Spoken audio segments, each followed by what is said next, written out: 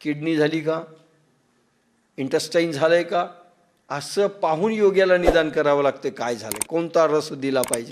असं भगवान पाहिलेत कोणकोणते डॅमेज झाले त्याचे पार्ट आणि कसं करायचं ते.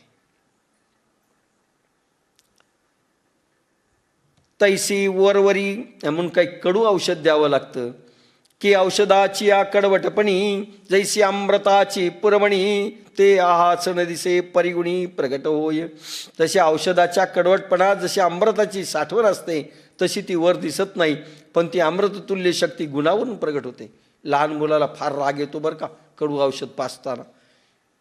इतकं शेवटी आई ती नाक दाबते, पाय असे त्याच्या याच्यावर ठेवते आणि तोंड हे करून बळजबरी हे करते. काय राग येत असेल त्याला. माता आण तू वैरिणी असं म्हणत असेल ते, शिवी देत असतं ते.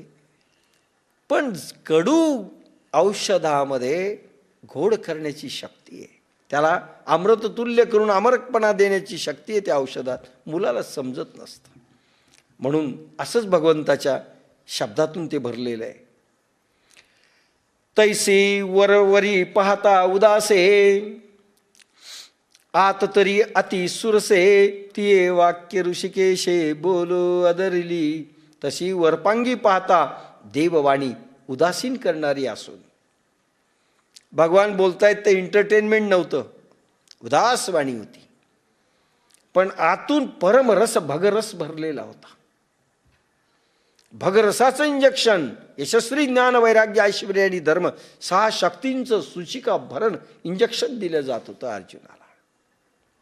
गुरु देत असतो, बोलत असतो, त्या माध्यमातनं भगरस पाझरत असतो. ॲक्सेप्ट नाही केलं तर संपलं. ज्यांनी ॲक्सेप्ट केलं त्यांचं कल्याण झालं.